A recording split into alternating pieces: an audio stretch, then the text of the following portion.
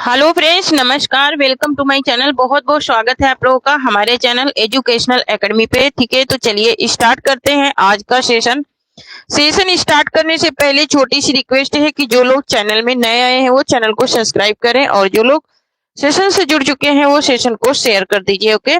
और कल जो 2021 वाला टीजीटी का आप लोगों को मैंने पेपर सॉल्व कराया है उसकी पीडीएफ टेलीग्राम चैनल पे सेंड हो चुकी है, तो वहां से आप लोग डाउनलोड कर सकते हैं। ओके, तो चलिए स्टार्ट करते हैं। आज हम लोग 2016 का क्वेश्चन पेपर करेंगे। ठीक है, तो चलिए स्टार्ट करते हैं आज का सेशन। तो सबको गुड इवनिंग, सबको नमस्कार। चलिए स्टार्ट करते हैं आज का सेशन। थोड़ा सा शेयर कर दीजिए, बस यही छोटी सी रिक्वेस्ट है। तो आज का हमारा पहला क्वेश्चन है कि सुमित्रा नंदन पंत की सुप्रसिद्ध कविता परिवर्तन उनके किस काव्य संकलन में सर्वप्रथम प्रकाशित हुई थी? गुंजन में, गामिया में, या पल्लो में, या फिर युगांत में? किसमें सबसे पहले प्रकाशित हुई थी? किसकी? सुमित्रा नंदन पंत की जो सबसे ज्यादा प्रसिद्ध परिवर्तन कविता है उसकी बात हो रही है, तो ये पल्लो में प्रकाशित हुई थी सबसे पहले। नेक्स्ट क्वेश्चन देख लेते हैं। नेक्स्ट है कि कामायनी की श्रद्धा का प्रतीक है। कामायनी की श्रद्धा का प्रतीक क्या है? ये बात पूछ रहा है।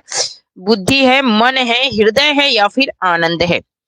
यहाँ पर इसका राइट आंसर क्या हो जाएगा? जल्दी से बताएं। यहाँ पर इसका राइट आंसर क्या हो जाएगा? कामायनी की श्रद्धा का प्रतीक पूछ रहा है, तो यहाँ पर इसका राइट आंसर क्या हो जाएगा? जल्दी से बताएं। तो यहाँ पर इसका राइट आंसर हो जाएगा कामायनी जो है वो हृदय का प्रतीक है।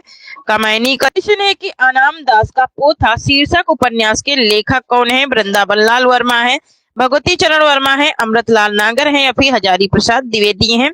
यहाँ पर इसका राइट आंसर क्या हो जाएगा? जल्दी से बताएं। यहाँ पर इसका राइट आंसर हो जाएगा ऑप्शन नंबर 4 हो जाएगा। ये हजारी प्रसाद द्विवेदी का है। ऑप्शन नंबर 4 यहाँ पर राइट हो जाएगा। नेक्स्ट क्वेश्चन देख लेते हैं। नेक्स्ट एक निम्नलिखित में से कौन सा उपन्यासकार एक आंचलिक उपन्यासकार है? ठीक है, कौन सा उपन्यासकार है जो एक आंचलिक उपन्यासकार है? ये बात यहाँ पर पूछी जा रही है, तो जल्दी से बताएं कौन सा उपन्यासकार है जो आंचलिक है? ये बात यहाँ पर पूछी जा रही है। क्वेश्चन नंबर 4 का राइट आंसर क्या हो जाएगा? आंचलिक उपन्यासकार की बात हो रही है। क्या यशपाल हैं, या फिर जैनेन्द्र कुमार हैं, या फिर राही मासूम रजा हैं, या फिर आज्ञेय हैं? ठीक है, अब देखिए जो भी आप पीछे के जितने भी क्वेश्चन पेपर सॉल्व करोगे वो 2021 से कहीं ज्यादा इजी होंगे। ठीक है, लेकिन 2021 का जो था वो बहुत ही ज्यादा डीप में क्वेश्चन पेपर बना था। ठीक है, तो 2021 वाला ही ज्यादा फॉलो करना है। वैसे मैं करवा ही देती हूँ क्योंकि बहुत सारे बच्चों के कमेंट आए हैं कि मैम 10 साल पहले के क्वेश्चन पेपर करवाइए। ठीक है, तो हमारे पास हैं 10 साल पहले के क्वेश्चन पेपर जिसको मैं करवा दूंगी। ठीक है, तो यहाँ पर देखिए, यहाँ पर इसका राइट आंसर क्या हो जाएगा? तो यहाँ पर इसका राइट आंसर हो जाएगा ऑप्शन नंबर 3 हो जाएगा। राही मासूम रजा जो है ये क्या है? आंचलिक उपन्यासकार हैं। ठीक है, ऑप्शन नंबर यहाँ पर 3 राइट हो जाएगा। नेक्स्ट क्वेश्चन देख लेते हैं। नेक्स्ट है सरकटी लाश। ये तो बहुत ही इंपॉर्टेंट है। सरकटी लाश उपन्यास के लेखक कौन है? बाबू देवकी नाथ खत्री हैं, गोपाल राम गहमरी हैं, लज्जा राम मेहता हैं, या फिर इनमें से कोई नहीं है? यहाँ पर इसका राइट आंसर क्या हो जाएगा? सरकटी लाश की बात हो रही है। सरकटी लाश, तो सरकटी लाश ये किसका है? ये गोपाल राम गहमरी का उपन्यास है। ऑप्शन नंबर यहाँ पर 2 राइट हो जाएगा। थोड़ा सा शेयर कर दीजिए, बस यही छोटी सी रिक्वेस्ट है क्योंकि हम लोग जब प्रीवियस क्वेश्चन करते हैं तो ये हमारे 50% आने की आशा रहती है। ठीक है, 50% फंसते ही हैं। नेक्स्ट है मेरे राम का मुकुट भीग रहा है निबंध संग्रह के लेखक का नाम बताइए। ठीक है, मेरे राम का मुकुट भीग रहा है निबंध संग्रह के लेखक का नाम पूछ रहा है और ये बार बार रिपीट होता है। यहाँ पर मेरे राम का मुकुट भीग रहा है, ये उपेन्द्र नाथ अश्क का है। ठीक है, सॉरी, ये विद्यानिवास मिश्र का है। मेरे राम का मुकुट भीग रहा है, ये निबंध है इनका। ठीक है, तो यहाँ पर कह रहा है कि इसके लेखक का नाम बताए, तो लेखक का नाम क्या है? विद्यानिवास मिश्र है। ऑप्शन नंबर यहाँ पर 2 राइट हो जाएगा। नेक्स्ट देख लेते हैं। नेक्स्ट है अपराजिता के लेखक हैं। 2021 में भी ये क्वेश्चन रिपीट हुआ है ना, 2021 में भी ये क्वेश्चन रिपीट हुआ है। अपराजिता के लेखक कौन है? नरेंद्र शर्मा है, अंचल हैं, दिनकर हैं, या फिर माखनलाल चतुर्वेदी है ना। देखिए 2016 में, 2016 के बाद 2021 में टीजीटी का पेपर हुआ है, टीजीटी पीजीटी का, ठीक है। तो ये 2021 में भी क्या हुआ है, रिपीट हुआ है। तो यहाँ पर ये कौन है, रामेश्वर शुक्ल अंचल है अपराजिता के लेखक, इसलिए ये बहुत ही इंपॉर्टेंट हो गया है। और जो देरेदा वाला था अभिखंडनवाद के प्रवर्तक वाला, वो भी रिपीट हुआ है, ठीक है। नेक्स्ट है, जब उपमेय में उपमान की संभावना प्रकट की जाए तब होता है। उपमेय में उपमान की संभावना प्रकट की जाए तब कौन सा अलंकार होता है, उपमा अलंकार, रूपक अलंकार, दीपक अलंकार या फिर उत्प्रेक्षा अलंकार। उपमेय में उपमान की संभावना प्रकट की जा रही, संभावना क्या प्रकट की जा रही, संभावना। तब जब संभावना प्रकट की जाती है तो कौन सा अलंकार होता है, यहाँ पर ये बात पूछी जा रही है। तो यहाँ पर जब संभावना प्रकट करेंगे तो वहां पर रूपक अलंकार होता है। और कैसे, आभेद रहित संभावना प्रकट की जा रही, तो आभेद रहित जब संभावना प्रकट की जाएगी तो रूपक अलंकार हो जाएगा। नेक्स्ट क्वेश्चन है कि तरड़ी के ही संग तरल क्या कह रहा है कि तरड़ी के ही संग तरल तरंग में तरड़ी डूबी थी हमारी ताल में, इनमें प्रयुक्त अलंकार है। अब यहाँ पर देखा जाए तो ताता ताता की आवृत्ति क्या हुई है, बार बार हुई है ना। ताता की आवृत्ति क्या हुई है, बार बार हुई है। लेकिन हमारी यहाँ पर एक और पहचान है, ठीक है। ता की आवृत्ति तो बार बार हुई है, लेकिन यहाँ पर आया है तरड़ी और यहाँ पर भी आया है तरड़ी, है ना। तो तरड़ी और तरड़ी दोनों का क्या है, अर्थ अलग अलग है ना। तो तरड़ी माने क्या होता है, मैंने बताया था, तरड़ी माने होता है सूर्य, क्या होता है, सूर्य होता है। लेकिन तरड़ी माने क्या होता है, नाव होता है, क्या होता है, नाव होता है, ठीक है। तो दोनों शब्द तो एक ही हैं, लेकिन अर्थ क्या हो रहे हैं, अलग हो रहे हैं। तो अर्थ अलग होने के योग में कौन सा अलंकार होगा, यमक अलंकार होगा। जहां पर दो ही शब्द एक जैसे आए लेकिन दोनों का अर्थ अलग अलग निकले, वहां पर यमक अलंकार होता है। तो इसलिए यमक अलंकार इसमें हो जाएगा। नेक्स्ट, निम्नलिखित में से अर्थालंकार कौन सा है, अर्थालंकार कौन सा है, प्रतिस्तुमा है या फिर अनुप्रयास है या फिर यमक है या फिर वक्रोक्ति है। यहाँ पर इसका राइट आंसर क्या हो जाएगा, अर्थालंकार की बात हो रही कि अर्थालंकार किसके अंतर्गत आता है, तो ये प्रतिस्तुमा के अंतर्गत आता है, प्रतिवस्तुमा के अंतर्गत आता है। अब देखिए नेक्स्ट है कि खग कुल कुल कुल सा बोल रहा रेखांकित शब्दों का अलंकार है। खग क्या है, पक्षी एक है, क्या कह रहा है, कुल कुल कुल सा बोल रहा, इसमें कौन सा अलंकार है, ये बात यहाँ पर पूछ रहा है। कुल कुल कुल सा बोल रहा, कुल कुल कुल कुल, है ना। तो खल कैसे बोला है, कुल कुल सा बोल रहा है। यहाँ पर यमक अलंकार, श्लेष अलंकार या फिर उपमा अलंकार, यहाँ पर फिर रूपक अलंकार। तो यहाँ फिर से तुम लोग हो जाओगे कंफ्यूज, क्योंकि यहाँ पर आया है कुल कुल कुल सा, है ना। तो कुल कुल कितने बार आया है, यहाँ पर 3 बार आया है। और यहाँ पर खग कितने बार आया है, 1 बार आया है ना। तो यहाँ पर जो अलंकार है वो कहाँ पर बन रहा है, खग पे, है ना। तो खग है तो एक ही शब्द, लेकिन इसके अर्थ कई निकल रहे हैं ना। खग क्या है, एक ही है लेकिन अर्थ कई निकल रहे हैं, इसलिए क्या हो जाएगा, श्लेष अलंकार हो जाएगा। इसमें कोई कंफ्यूजन नहीं करना है कि कोई बता दे कि नहीं अनुप्रयास है, कोई बता दे नहीं यमक है। तो इस तरह से कंफ्यूजन इसमें नहीं करना। यहाँ पर खग को हम रेखांकित किए हैं और खग क्या है, कई अर्थ देने वाला शब्द है।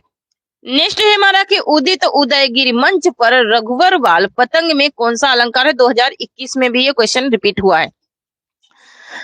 तो इसमें कौन सा अलंकार है, तो यहाँ पर इसमें रूपक अलंकार है, रूपक अलंकार है। और कौन सा रस है, तो वीर रस है। नेक्स्ट देख लेते हैं। नेक्स्ट है जहां उपमेय में उपमान की संभावना की जाए वहां होता है, जहां उपमेय में उपमान की संभावना की जाए वहां कौन सा अलंकार होता है, उपमा अलंकार होता है, रूपक अलंकार होता है, उत्प्रेक्षा अलंकार या फिर अतिशोक्ति अलंकार होता है। जहां उपमेय में उपमान की संभावना की जाए, तो जब उपमेय में उपमान की संभावना की जाती है तो कौन सा अलंकार होता है, उत्प्रेक्षा अलंकार होता है। जब उपमेय में उपमान की संभावना की जाए तो उत्प्रेक्षा होता है। नेक्स्ट है यदि उपमेय उपमान में बिंब प्रतिबिंब भाव हो तो अलंकार होता है, विभावना होता है, दृष्टांत होता है, उत्प्रेक्षा होता है या फिर रूपक होता है। यहाँ पर इसका राइट आंसर क्या हो जाएगा? तो यहाँ पर जो इसका राइट आंसर है वो हो जाएगा ऑप्शन नंबर 2 हो जाएगा, ये दृष्टांत अलंकार में आता है। नेक्स्ट देख लेते हैं, निम्नलिखित काव्यांश में अलंकार है हीरे सा हृदय हमारा कुचला शिरीष कोमल ने। हृदय सा कह रहा कि हीरे सा हृदय हमारा कुचला शिरीष कोमल ने, तो कुचला शिरीष कोमल ने इसमें कौन सा अलंकार है ये बात पूछ रहा है। तो यहाँ पर देखिए हीरे सा में कौन सा हो जाएगा? उपमा हो जाएगा। और यहाँ पर कुचला शिरीष कोमल ने, है ना, तो कुचला कोमल ने, तो यहाँ पर दो अलंकार हैं, एक तो उपमा है, दूसरा क्या है? अनुप्रयास है। एक तो उपमा है, दूसरा अनुप्रयास है, तो यहाँ पर ऑप्शन नंबर 4 राइट हो जाएगा, ए और डी दोनों सही हैं। नेक्स्ट देख लेते हैं, शब्दार्थों सहितो काव्यम किसका कथन है? ये पता नहीं कितने बार रिपीट हो चुका है। दंडी का है, विश्वनाथ का है, आनंदवर्धन का है या फिर भामा का है। यहाँ पर इसका राइट आंसर क्या हो जाएगा? शब्दार्थों सहितो काव्यम, ये भामा का कथन है। नेक्स्ट है कि एक सेकेंड, नेक्स्ट है मैं अमानिशा उगलता गगन घन अंधकार में अलंकार कौन सा है? अमानिशा उगलता गगन घन अंधकार में, इसमें कौन सा अलंकार है? मानवीकरण है, उत्प्रेक्षा है, उपमा है या फिर यमक अलंकार है। यहाँ पर इसका राइट आंसर क्या हो जाएगा? जल्दी से बताएं। तो यहाँ पर मानवीकरण अलंकार है, क्योंकि यहाँ पर घन जो होता है, घन क्या है? घन माने बादल होता है, गगन होता है, ठीक है। तो घन माने यहाँ पर गगन माने बादल नभ अंबर, है ना, और यहाँ पर घन माने होगा घना, है ना। घना क्या है? अंधकार है। तो यहाँ पर प्रकृति का वर्णन कर दिया गया है, इसलिए क्या हो जाएगा? मानवीकरण अलंकार हो जाएगा। जहां पर हम प्रकृति का वर्णन जिस भी काव्य में पा जाएंगे वहां पर क्या हो जाएगा? मानवीकरण अलंकार हो जाएगा। नेक्स्ट देख लेते हैं, राजभाषा आयोग के प्रथम अध्यक्ष कौन थे? राजभाषा आयोग की बात हो रही है। बाल गंगाधर तिलक थे, मुंशी अयंगर थे या फिर बाल गंगाधर खैर थे या फिर काका साहब कालेकर थे। तो जिसको ये पीडीएफ चाहिए 2021 वाली, ठीक है, 2021 वाली अगर पीडीएफ चाहिए तो हमारे टेलीग्राम चैनल को ज्वाइन करिए, वहां से मिल जाएगी 2021 वाली पीडीएफ जो कल हमने कराया था, और इसे भी मैं कल सेंड कर दूंगी उसमें, ठीक है। तो वहां से आप लोग पीडीएफ डाउनलोड कर सकते हैं इस पेपर के विथ आंसर के साथ में, ओके। तो थोड़ा सा शेयर कर दीजिए क्योंकि संख्या तो बहुत ही कम दिख रही है, ठीक है। तो चलिए, ये इसका राइट आंसर क्या हो जाएगा? राजभाषा आयोग के प्रथम अध्यक्ष पूछ रहा है, तो प्रथम अध्यक्ष कौन थे ये बात पूछ रहा है। तो प्रथम अध्यक्ष कौन थे? वो थे बाल गंगाधर खेर थे, ऑप्शन नंबर 3 राइट हो जाएगा। नेक्स्ट क्वेश्चन देख लेते हैं।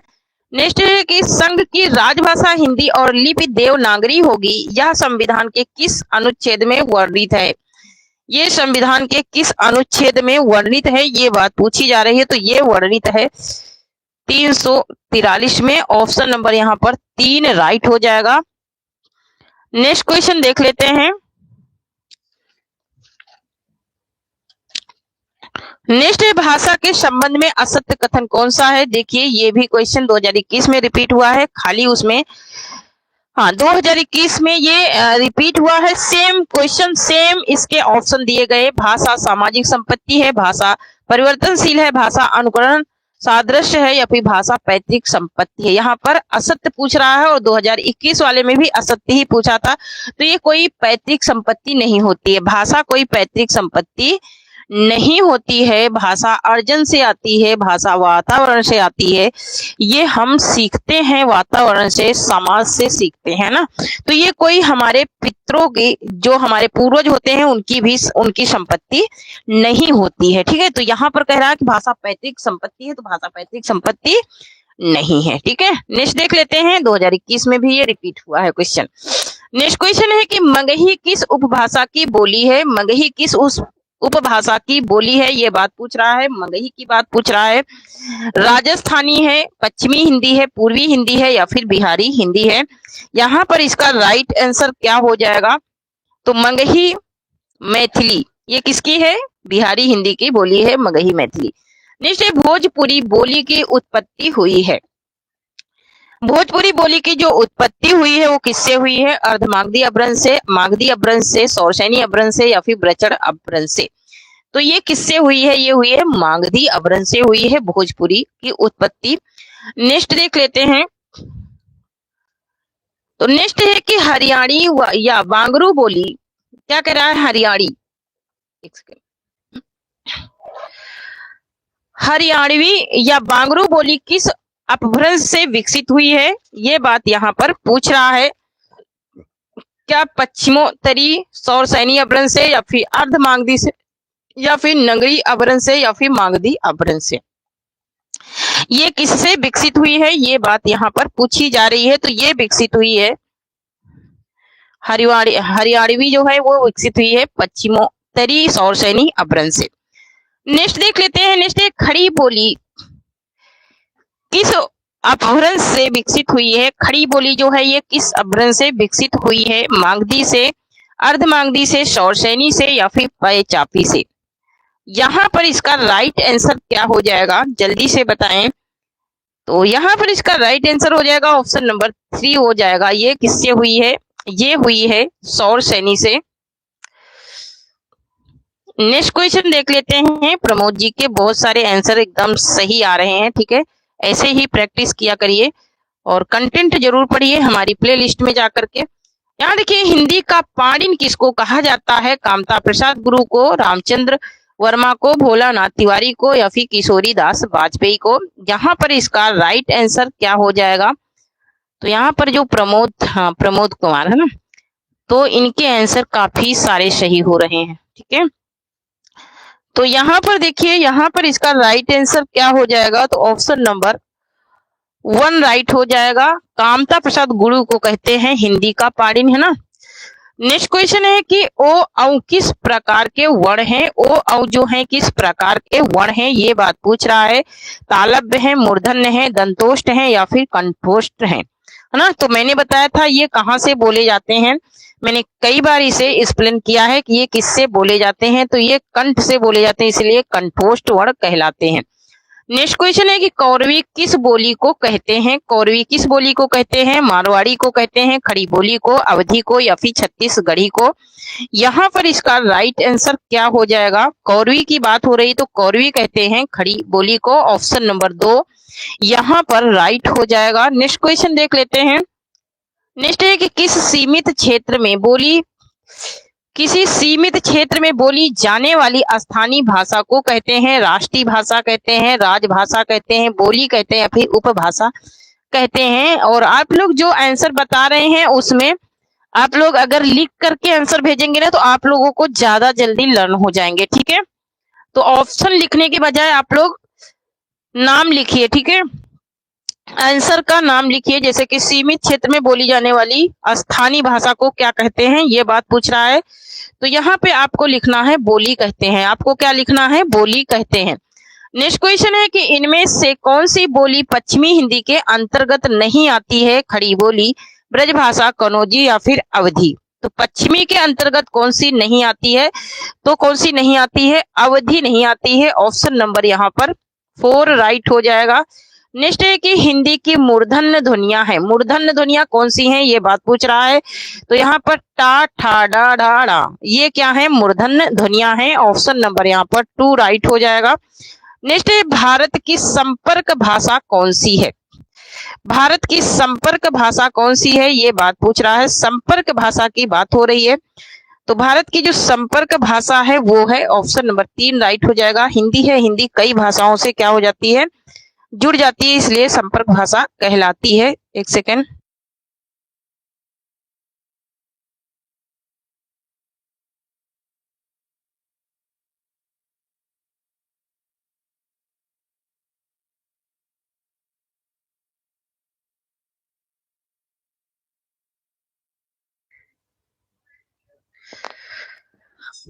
तो चलिए नेक्स्ट क्वेश्चन देख लेते हैं। नेक्स्ट है कि खड़ी बोली व ब्रजभाषा किस उपभाषा के अंतर्गत आती है? खड़ी बोली जो है और ब्रजभाषा जो है ये किस बोली के अंतर्गत आती है? यहाँ पर ये बात पूछी जा रही है। ये क्या पूर्वी के अंतर्गत आती है, राजस्थानी के या फिर पश्चिमी के या फिर पहाड़ी के? किसके अंतर्गत आती है खड़ी बोली व ब्रजभाषा? तो ये आती है खड़ी बोली व ब्रज भाषा, है ना। कोई उपभाषा का पूछ रहा है कि किस उपभाषा के अंतर्गत आती है, तो ये पश्चिमी हिंदी के अंतर्गत आती है। नेक्स्ट देख लेते हैं, वैज्ञानिक शैली का तात्पर्य किस शैली से है? अलंकारिक शैली से, वस्तुनिष्ठ शैली से, समाज शैली से या फिर लाक्षणिक शैली से। यहाँ पर इसका राइट आंसर क्या हो जाएगा? तो यहाँ पर इसका राइट आंसर जो है वो हो जाएगा ऑप्शन नंबर 2 हो जाएगा, ये वस्तुनिष्ठ शैली से है।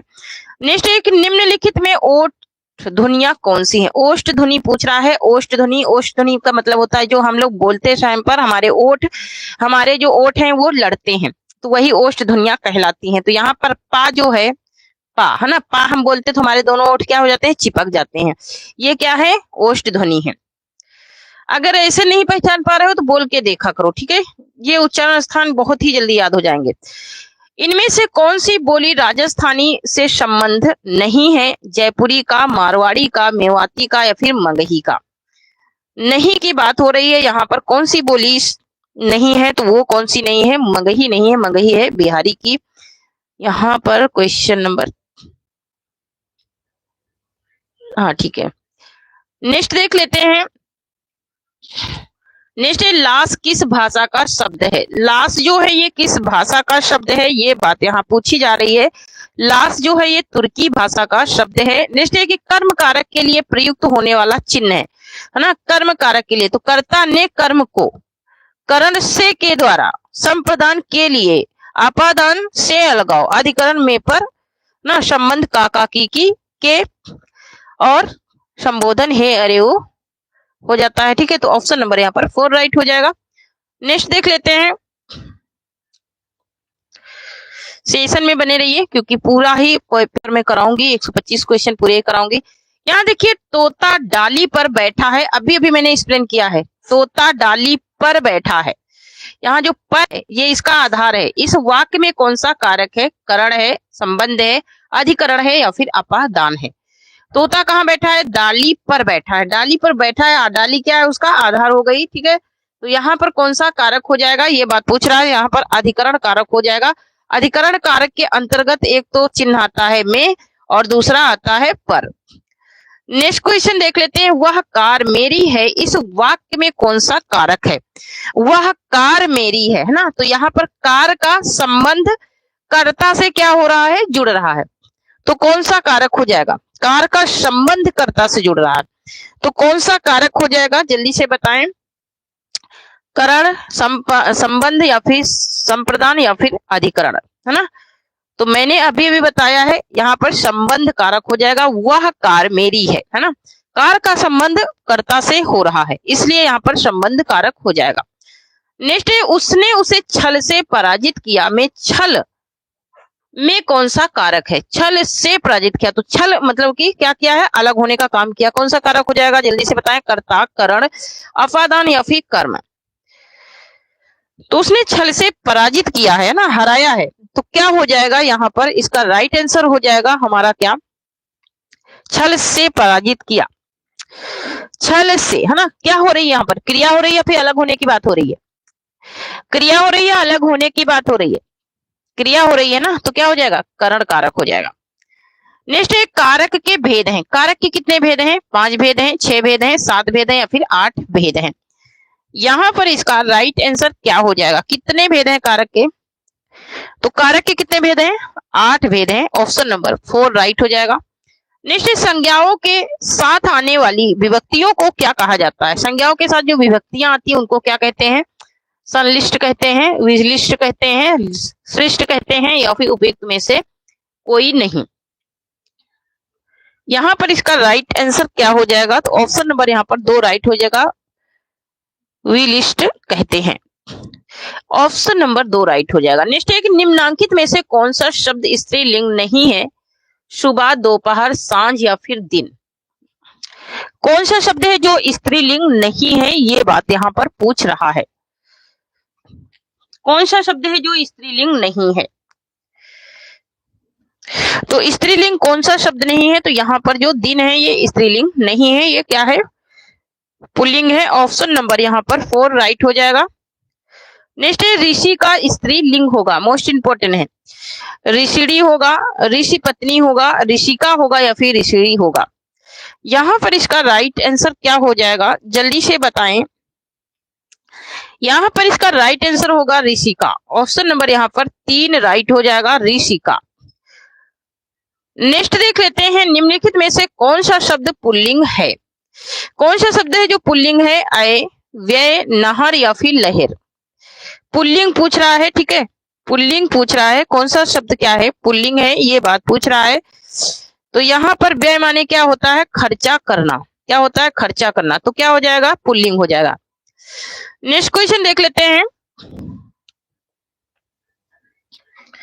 और अगर आप लोगों को यही व्याख्यात्मक चाहिए तो व्याख्यात्मक भी आपको ये क्वेश्चन पेपर मिल जाएंगे, ठीक है। व्याख्यात्मक क्वेश्चन पेपर चाहिए तो वो भी मिल जाएंगे, ठीक है। तो आप लोगों को किस प्रकार से चाहिए तो हमें बता देना कमेंट में। नेक्स्ट, निम्नलिखित में से कौन सा शब्द स्त्रीलिंग नहीं है, झुरमुट, अनेष्टि या फिर इच्छा या फिर निराला।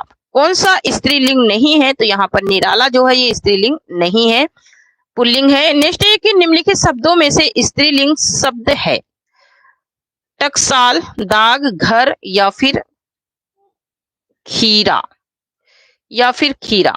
कौन सा शब्द है जो स्त्रीलिंग है, स्त्रीलिंग कौन सा शब्द है, तो यहाँ पर जो टकसाल है ये स्त्रीलिंग है। नेक्स्ट क्वेश्चन देख लेते हैं, निम्नलिखित शब्दों में से एक स्त्रीलिंग शब्द है, डोर, रस्सा, धागा, सूत। तो यहाँ पर स्त्रीलिंग शब्द कौन सा है, ये बात यहाँ पर पूछ रहा है। स्त्रीलिंग शब्द जो है वो है डोर। ऑप्शन नंबर 1 राइट होगा। नेक्स्ट देख लेते हैं, निम्नलिखित शब्दों में से एक पुल्लिंग है। पुल्लिंग कौन सा है, चाय है, शिकंजी है, लस्सी है, दही है। पुल्लिंग पूछ रहा है, पुल्लिंग कौन सा है, तो यहाँ पर जो दही है ये पुल्लिंग है। नेक्स्ट देख लेते हैं, विद्यार्थी आ रहे हैं वाक्य में साधु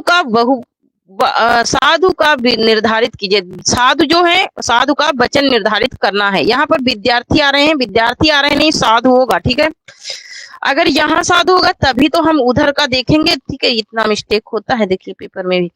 साधु आ रहे हैं वाक्य में साधु का वचन निर्धारित करना है। साधु कौन सा वचन है, तो साधु जो है, साधु आ रहे हैं, यहाँ पर आ रहे के योग में कौन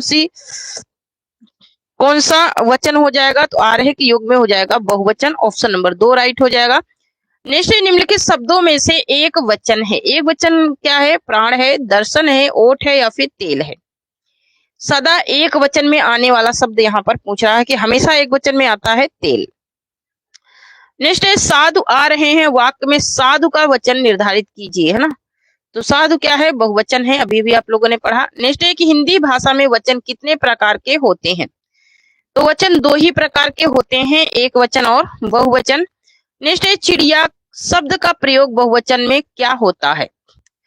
चिड़िया शब्द का जो प्रयोग होता है वो बहुवचन में क्या होता है, ये बात पूछ रहा है। तो यहाँ पर चिड़िया हो जाएगा, ऑप्शन नंबर 1 राइट हो जाएगा। नेक्स्ट है, कहा धन अपि की संधि होगी। कहा धन अपि की संधि क्या हो जाएगी, कहा धन अपि की संधि हो जाएगी कोड़ापि, और स्वर संधि है ये, ठीक है। एक सेकंड। नेक्स्ट है, विद्यालय का संधि विच्छेद कीजिए, ठीक है। विद्यालय का संधि विच्छेद क्या हो जाएगा, विद्याधन आलय हो जाएगा। यह भी एक दीर्घ स्वर संधि है, क्या है, दीर्घ स्वर संधि है। नेक्स्ट है, प्रतिधन आरोपण, प्रतिधन आरोपण का संधि, प्रतिधन आरोपण की संधि है यहाँ पर, और इसका शब्द पूरा क्या हो जाएगा ये पूछ रहा है। पूरा शब्द इसका क्या हो जाएगा, प्रति आरोपण, प्रतिरोपण, प्रत्यारोपण या फिर प्रत्यारोपण।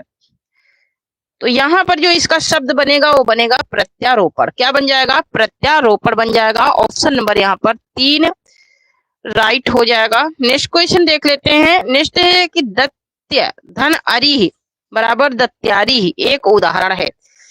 ये किस संधि का उदाहरण है ये पूछ रहा है यहाँ पर, व्यंजन संधि का, स्वर संधि का, विसर्ग संधि का या फिर इनमें से कोई नहीं।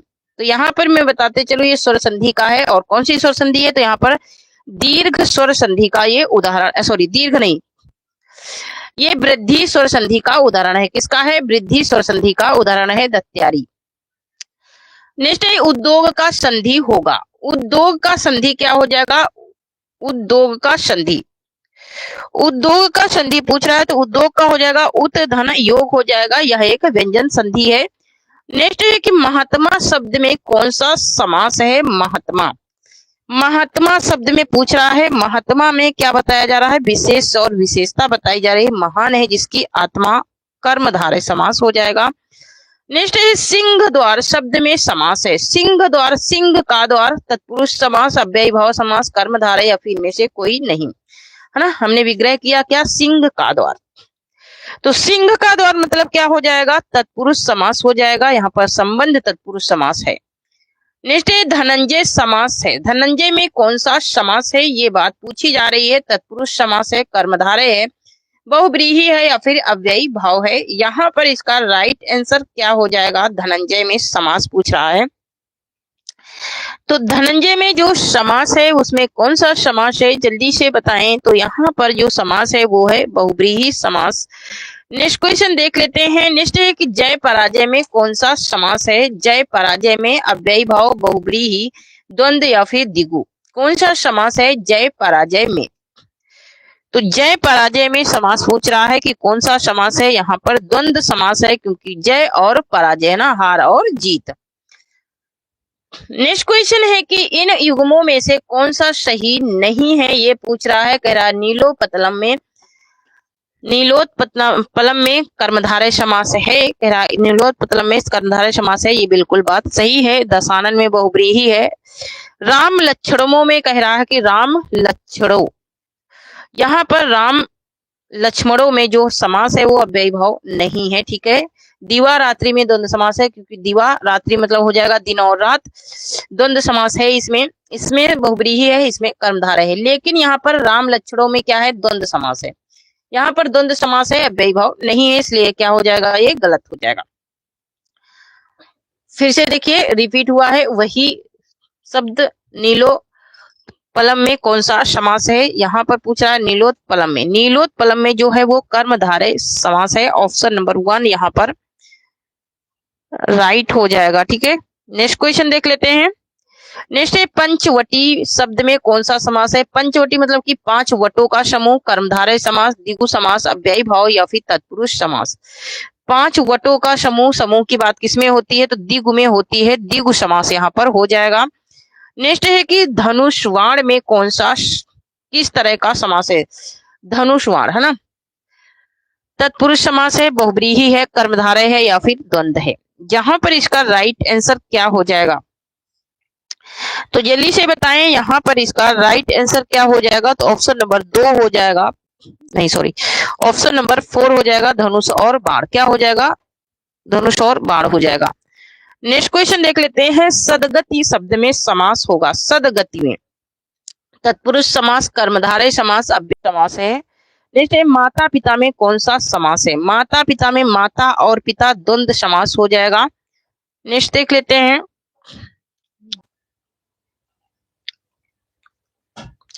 प्रत्यय रहित शब्द बताइए। यहाँ पर प्रत्यय रहित शब्द पूछ रहा है, जिसमें प्रत्यय नहीं है वो पूछ रहा है। तो यहाँ पर अनुवाद में कोई भी प्रत्यय नहीं है। नेक्स्ट क्वेश्चन है कि निम्नलिखित में से किस शब्द में रूप साधक प्रत्यय है? किस शब्द में रूप साधक प्रत्यय है? ये बात पूछ रहा है। रूप साधक प्रत्यय, तो लड़के में रूप साधक प्रत्यय लगा हुआ है। नेक्स्ट क्वेश्चन है कि अतीव शब्द में निम्नलिखित में से कौन सा उपसर्ग है? अतीव शब्द में कौन सा उपसर्ग लगा है? ये बात यहाँ पूछ रहा है। तो अति उपसर्ग यहाँ पर लगा हुआ है। नेक्स्ट क्वेश्चन है लौकिक शब्द में प्रत्यय है। लौकिक, लोइक है, किक है, अक है या फिर इक है। लौकिक में कौन सा प्रत्यय लगा है? तो लौकिक में इक प्रत्यय लगा हुआ है। नेक्स्ट है उच्चारण शब्द में उपसर्ग है। उच्चारण शब्द में जो उपसर्ग है वो उत उपसर्ग लगा हुआ है। नेक्स्ट है अनंग शब्द में कौन सा उपसर्ग है? अनंग में कौन सा है? तो अनंग में है अन उपसर्ग लगा हुआ है। नेक्स्ट है कि निम्नलिखित शब्दों में से एक में उपसर्ग का प्रयोग हुआ है। किसमें उपसर्ग का प्रयोग हुआ है? निगाह में, निवाला में, निडाल में या फिर निशाचर में। तो जल्दी से बताएं, यहाँ पर इसका राइट आंसर क्या हो जाएगा? यहाँ पर निधन ढाल हो जाएगा। ऑप्शन नंबर 3 राइट हो जाएगा। नेक्स्ट है प्रामाणिक शब्द के मूल शब्द और प्रत्यय का सही अलगाव है। प्रामाणिक का पूछ रहा है, प्रामाणिक का मूल शब्द और प्रत्यय पूछ रहा है, मूल शब्द और प्रत्यय पूछ रहा है। तो यहाँ पर जो प्रमाण जो है ये मूल शब्द है और ई का जो है वो प्रत्यय है। नेक्स्ट क्वेश्चन देख लेते हैं। नेक्स्ट निम्नलिखित में से वर्तनी की दृष्टि से शुद्ध शब्द का चयन करें। शुद्ध शब्द का चयन पूछ रहा है कि शुद्ध शब्द का चयन करें। यहाँ पर जो है ये इसका राइट आंसर हो जाएगा ऑप्शन नंबर 3 हो जाएगा, परिवार्षिक। नेक्स्ट क्वेश्चन है इनमें से शुद्ध वाक्य कौन सा है। शुद्ध वाक्य पूछ रहा है कि शुद्ध वाक्य कौन सा है, ये बात यहाँ पर पूछ रहा है। तो मेरे प्राण निकल गए, यही क्या है, शुद्ध वाक्य है। नेक्स्ट है वर्तनी की दृष्टि से निम्नलिखित में शुद्ध शब्द है। शुद्ध शब्द पूछ रहा है वर्तनी की दृष्टि से, ठीक है, वर्तनी की दृष्टि से पूछ रहा है। तो यहाँ पर उपयुक्त जो है ये शुद्ध लिखा हुआ है। नेक्स्ट क्वेश्चन देख लेते हैं। नेक्स्ट है कि डॉक्टर ने मरीज को देखा और उसे दवा दी, यह वाक्य किस वाक्य भेद का उदाहरण है। सही विकल्प को चिन्हित कीजिए। मैंने आप लोगों को जो पहचान बताई थी और किंतु परंतु लेकिन इसलिए अथवा ये सब किसमें आते हैं, ये आते हैं संयुक्त वाक्य में आते हैं। नेक्स्ट क्वेश्चन है कि तुम अब अच्छे बच्चे हो, तुम बहुत अच्छे बच्चे हो, इस वाक्य में कौन सा पदबंध विशेषण पदबंध है, इसमें कौन सा पदबंध विशेषण है, ये बात पूछ रहा है। तो यहाँ पर इसका राइट आंसर क्या हो जाएगा, पदबंध विशेषण पूछ रहा है। पदबंध विशेषण कौन सा है, ठीक है, यहाँ पर कौन सा पदबंध विशेषण है, ये बात यहाँ पर पूछ रहा है। तो यहाँ पर क्या हो जाएगा, बहुत अच्छे, क्या हो जाएगा, बहुत अच्छे हो जाएगा। कुछ लोग तो आते हैं क्लास में, क्लिक करते हैं और भाग जाते हैं ना, कि उन लोगों को ना डिटेल नहीं चाहिए, उनको डायरेक्टली आंसर चाहिए। डायरेक्टली आंसर से भी काम नहीं चलेगा। इनमें कौन सा वाक्य शुद्ध है। सीता ने यह कहा, सीता ने यह कही, सीता यह कही या फिर सीता यह कहा। शुद्ध वाक्य पूछ रहा है, इसमें कौन सा शुद्ध वाक्य है, ये बात पूछ रहा है। तो यहाँ पर जो शुद्ध वाक्य है, सीता ने यह कहा। नेक्स्ट शुद्ध रूप कौन सा है, शुद्ध रूप कौन सा है, ये पूछ रहा है। तदाम्य या फिर तदाम्य या फिर तदात्मक। यहाँ पर शुद्ध रूप पूछ रहा है, शुद्ध रूप कौन सा है। तो यहाँ पर जो शुद्ध रूप हो जाएगा वो हो जाएगा तदाम्य। नेक्स्ट क्वेश्चन है निम्नलिखित में से कौन सा शब्द शुद्ध है, कौन सा शब्द इसमें शुद्ध है, ये बात यहाँ पर पूछ रहा है। तो यहाँ पर अधिशासी जो है ऑप्शन नंबर 1 का शुद्ध है। नेक्स्ट देख लेते हैं। नेक्स्ट है कौन सा वाक्य सही है, कौन सा वाक्य जो है ये सही है, ये बात यहाँ पर पूछ रहा है। कौन सा वाक्य सही है, तो बैल और बकरी घास चरते हैं, यही वाक्य सही है। नेक्स्ट क्वेश्चन है कि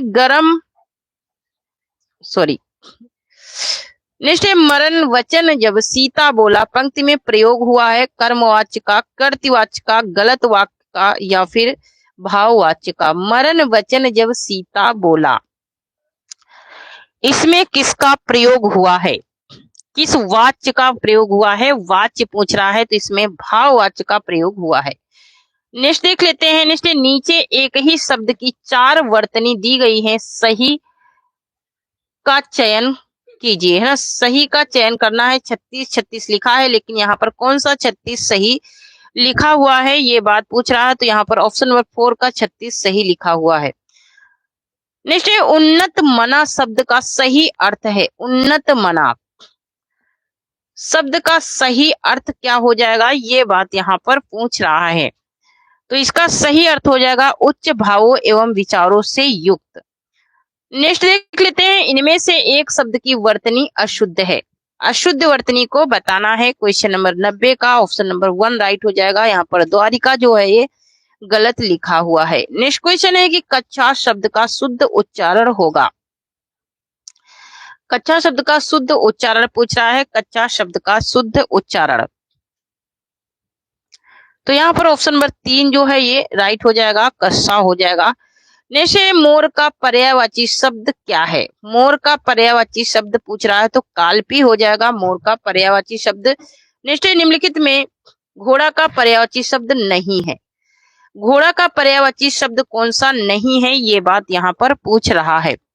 घोड़ा का पर्यायवाची यहाँ पर पूछ रहा है, तो घोड़ा का पर्यायवाची अश्व, सैंधव, घोटक या तुधन। इसमें तो ये सभी ही सही लिखे हैं, तो यहाँ पर ये सभी ही सही हैं, इसमें कोई भी ऐसा नहीं है कि घोड़ा का पर्यायवाची नहीं है। नेक्स्ट है, इनमें से बादल का पर्यायवाची नहीं है। बादल का पर्यायवाची कौन सा नहीं है, ये बात यहाँ पर पूछ रहा है। बादल का पर्यायवाची, बादल का पर्यायवाची शब्द कौन सा नहीं है, ये बात यहाँ पर पूछ रहा है। एक सेकेंड, यहाँ पर ये वाला नहीं है, ठीक है। यात उदाहरण जो है ये इसका नहीं है, ठीक है।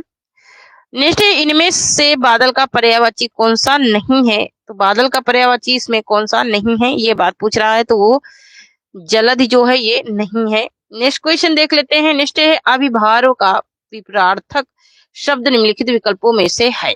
विपरार्थक पूछ रहा है, तो इसका क्या हो जाएगा, तिरोभाव हो जाएगा। ऑप्शन नंबर यहाँ पर 3 राइट हो जाएगा। नेक्स्ट क्वेश्चन देख लेते हैं।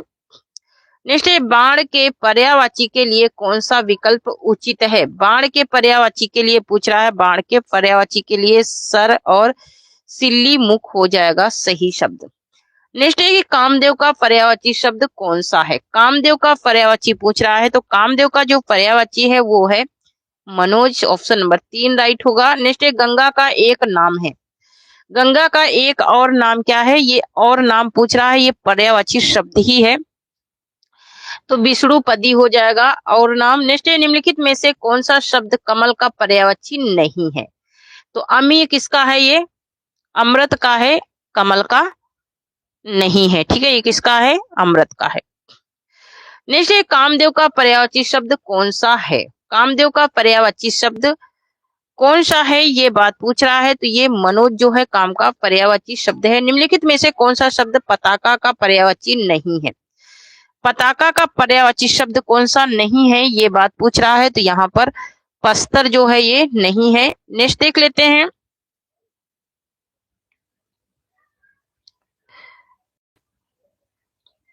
नेक्स्ट है, इनमें से किस शब्द के पर्यायवाची गलत हैं। कौन से पर्यायवाची शब्द गलत हैं, तो यहाँ पर सूर का 10 याम वासर नहीं होगा, ठीक है। ये दिन के हैं, सूर के नहीं है। नेक्स्ट है, जो पहले कभी ना हुआ हो उसके लिए एक शब्द होगा। जो पहले कभी ना हुआ हो उसके लिए हो जाएगा अभूतपूर्व। नेक्स्ट क्वेश्चन है, निष्फल का निष्फल ना होने वाला कहलाता है। निष्फल ना होने वाला क्या कहलाता है, वो कहलाता है आमोद। नेक्स्ट है, पानी में आग लगना मुहावरे के अर्थ का दिए गए विकल्पों में से चयन कीजिए। पानी में आग लगना, तो पानी में आग लगना का क्या अर्थ हो जाएगा, वो हो जाएगा असंभव कार को संभव कर डालना। नेक्स्ट देख लेते हैं, दोपहर का समय के लिए निम्नलिखित शब्दों में से कौन सा उपयुक्त है, वो चिन्हित करना है ना। दोपहर का समय जो है वो क्या कहलाता है, ये बात यहाँ पूछ रहा है, तो वो कहलाता है मध्याह्न। नेक्स्ट है, वह स्त्री जिसका पति परदेश से आने वाला हो के लिए एक शब्द होगा, ये ना जाने कितने बार रिपीट हो चुका है, वो होगा आगमिस्त पतिका हो जाएगा। नेक्स्ट है कि गतानुगतिक शब्द का सही अर्थ हो जाएगा, गतानुगतिक शब्द का सही अर्थ हो जाएगा प्राचीन आदर्शों के अनुसार चलने वाला। नेक्स्ट देख लेते हैं, आंखें चार होना मुहावरे का अर्थ दिए गए विकल्पों में से चयन कीजिए। आंखें चार होना, आंखें चार होना का क्या हो जाएगा, प्रेम होना। नेक्स्ट देख लेते हैं, बरस पड़ना मुहावरे का सही अर्थ होगा, बरस पड़ना का क्या हो जाएगा, अत्यधिक क्रोधित होना। नेक्स्ट है कि जूतियों में दाल बांटना का मुहावरे का सही अर्थ होगा, जूतियों में दाल बांटना का मुहावरे का सही अर्थ क्या हो जाएगा, तो ये हो जाएगा लड़ाई झगड़ा हो जाना। नेक्स्ट है, मालती माधव के रचनाकार हैं। मालती माधव के रचनाकार पूछ रहा है, मालती माधव के हैं भवभूति। ऑप्शन नंबर 4 राइट होगा। नेक्स्ट है, महाकवि कालिदास किस अलंकार के लिए प्रसिद्ध हैं, तो ये उपमा कालिदास उपमा के लिए क्या है, प्रसिद्ध हैं। नेक्स्ट देख लेते हैं,